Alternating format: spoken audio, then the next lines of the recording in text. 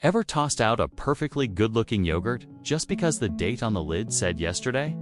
Or maybe you've stared at a can of beans, wondering if best before means bad after. You're not alone. We see these dates on everything, from milk cartons to bags of chips, and honestly, it can be super confusing. But what if I told you that a lot of the food we throw away is actually still perfectly fine to eat? Let's dive into the truth about those little numbers printed on our food packages and figure out what they really mean. It's time to decode the dates and maybe save some food and money in the process. So, where did these dates even come from? You might think they've been around forever, but they only became widespread in the 1970s. It wasn't really about a sudden wave of food poisoning scares. Instead, it was driven by consumer demand for more transparency. People wanted to know how fresh their food was. In response, manufacturers started adding dates. But here's the catch. There's no single, universally regulated system. Each company has its own way of figuring it out. They conduct what's called shelf life testing.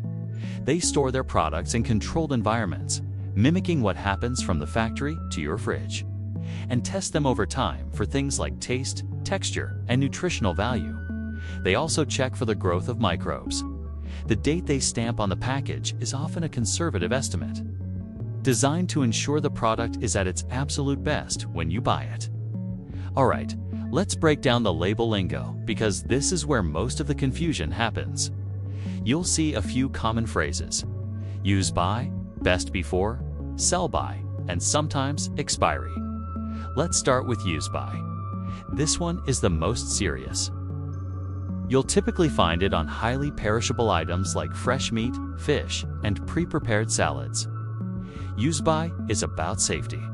After this date, the food could be unsafe to eat, even if it looks and smells fine. So, for use by dates, it's best to follow the instructions strictly. Now, what about best before? This is the one you see most often. Think of it as a suggestion, not a strict rule.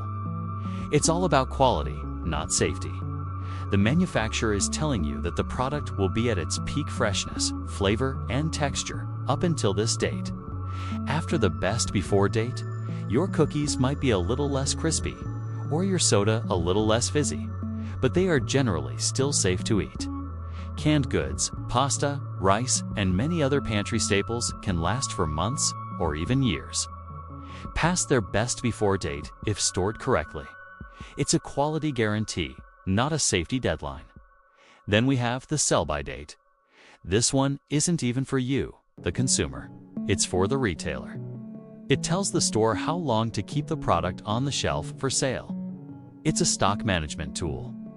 A carton of milk might have a sell-by date, but it will likely be good for another week or so in your fridge at home. It's designed to ensure you're buying a product with a reasonable shelf life left. So if you see something on sale because it's near its sell-by date, it doesn't mean it's about to go bad tomorrow. So the big takeaway here is understanding the difference between safety and quality. Use by is about safety. Don't mess with that one. But best before and sell by, those are all about peak quality. A massive amount of food waste happens because we treat these quality dates like safety deadlines. Before you toss something, use your senses. Does it look okay? Does it smell right?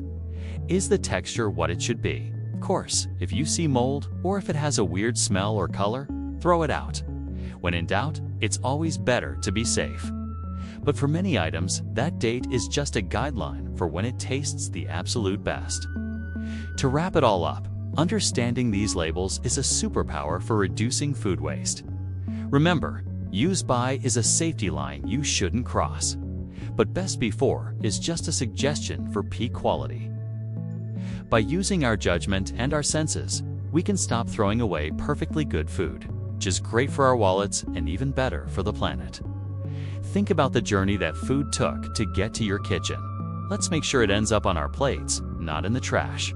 Thanks for watching, and if you found this helpful, don't forget to like this video and subscribe for more tips. See you next time.